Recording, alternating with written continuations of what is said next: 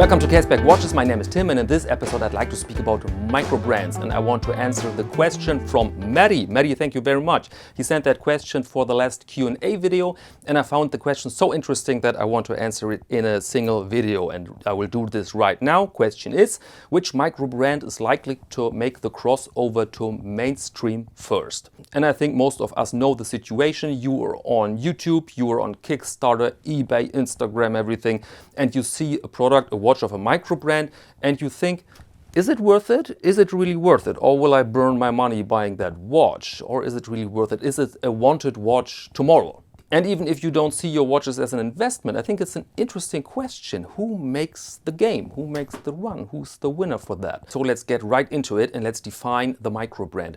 I mean, there is not the definition for a microbrand valid for all times and all regions, but I think there are four interesting aspects to mention. First, relatively young company, and their products are completely unknown to the public. And they are even relatively unknown to watch aficionados. You can't find watch aficionados who have never heard of that brand. And number four, small editions. They call this limited edition. They only produce, let's say, 150 watches or even 100 watches, sell those watches, and then they produce the next limited edition. Reason behind this is not necessarily marketing, it's lack of funds. They cannot afford to make those huge editions prior to make sales with it. And so, new company, relatively unknown to watch aficionados, completely unknown to the public, small or limited editions. Okay, those are the ingredients of a microbrand. And now let's find out what are the major differences between micro and macro, if you will. So obviously, major or macro is then old company, large editions, everybody knows them. But let's focus more on the product. Let's focus more on the watch. Where is there the major difference? By the way, Rolex Datejust, still Rolex Datejust on the wrist. Little bit boring, I know, but I'm in the mood for Rolex Datejust. So where's the major difference when it comes to the actual product? Is it quality? And the answer is no. If you decide now you want your own watch company, your name is Pete and you want Pete's timepiece, PTP, sword in the logo, and then you can go to Solida and you say, I want a good movement. They will sell you that movement.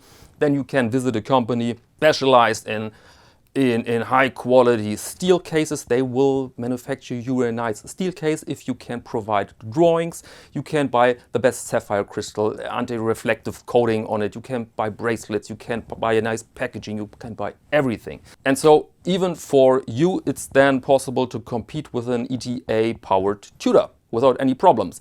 So at the end, everybody can compete if he or she wants with an ETA powered Tudor. But what's with the design now? What's with the design? If you go on Kickstarter especially and you see their design, then often you see there is something wrong with it. Some of those designs, they lack inspiration or something beautiful, something equilibrated. Often you have the impression, or I often have the impression, that the designer there was the founder of the brand or his wife, but not a professional designer.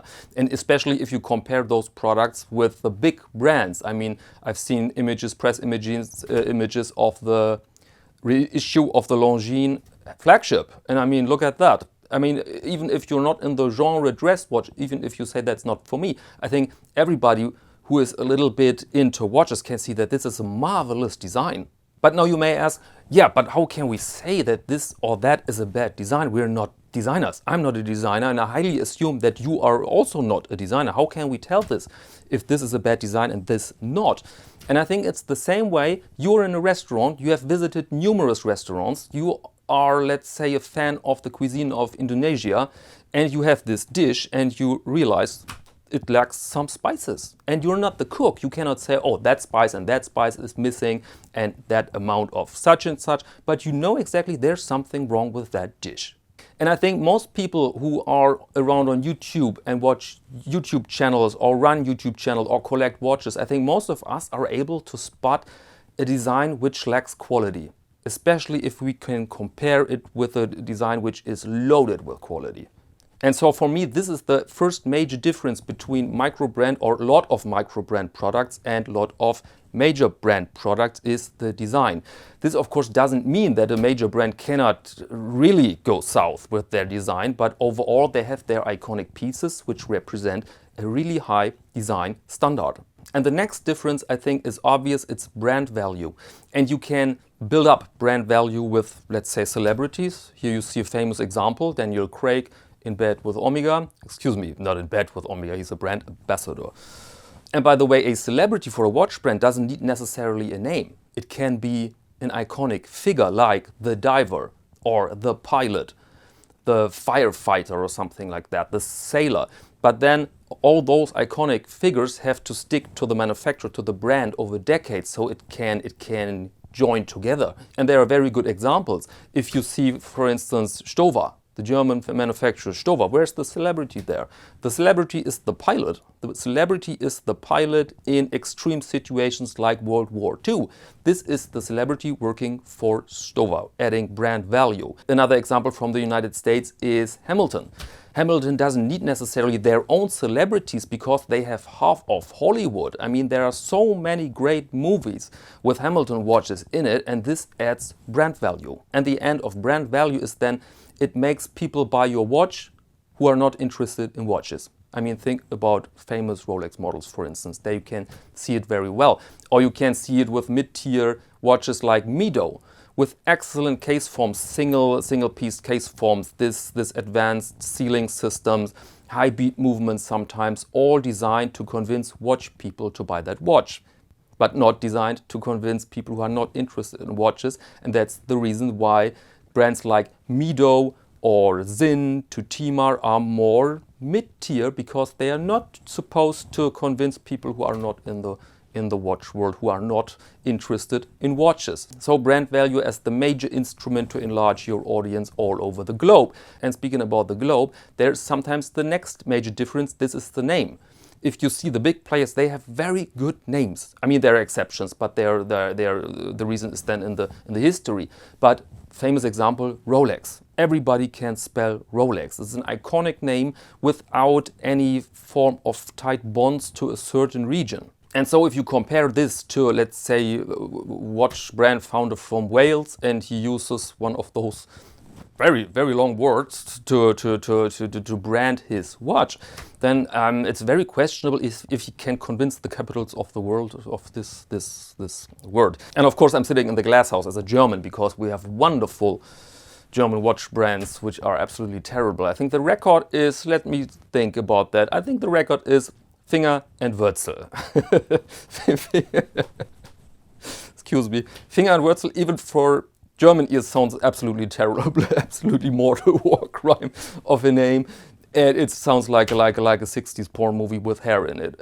Absolutely ghastly. And if you compare this to Rolex, Longines, Baltic, then I think you know what I mean. So those are the ingredients of a major brand. Good design, iconic name without any bonds to a certain region, and overall brand value. And now we can go and we can examine our favorite micro brand and can ask, do they have all this, or are they in reach of this? And I want to illustrate this with the example Baltic watches. They have marvelous designs. They started with this vintage inspired chronograph, the bicompax, and then they continued with very good looking divers. And of course the quality is there. They just buy their cases and ingredients from good manufacturers. A bit arguable about the movement. They use Miyota movements. I think they should step up there a bit. But the design and the quality is there.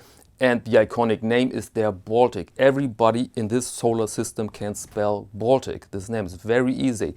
And they are sneaking around Hodinkee, and Hodinkee is sneaking around celebrities. So there maybe is the possibility to get in close contact with a brand ambassador. But I'm not kidding, I really mean this. If you want to buy a good micro brand product of a micro brand, then Baltic could really a brand to go. I have experienced this with my own bicompax. I've sold it on a forum. I don't know why, to be frank.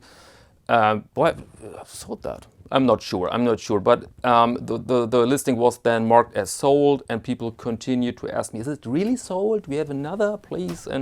And the used prices are very high, and so yeah, this would be my tip, Baltic, to answer that question. Which micro brand is likely to make the crossover to mainstream first? It could be Baltic. I mean, there's no way to predict this with 100% certainty, right? Nobody can. It would be a method to print money. But I think with those points in mind, you can really examine your brand of choice, and you have a fair chance to make a good prediction about the future of this watch brand. Okay, and now I'd like to hear from you. What are your favorite micro brands? And I don't ask you this to feed the YouTube algorithm. I just want to hear that. I just want to learn, because I'm not that kind of watch snob which is completely away from micro brands. I had really fun with micro brands, and sometimes it's cool to buy them, because you're a little bit an explorer, right? You're an explorer for new brands, and maybe this is the next big thing, and then you have it, and then you're kind of proud of this.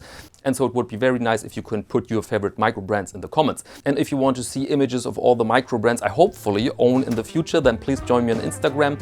It's Caseback_Tim. And now let me thank you very much for your attention, and maybe until next time.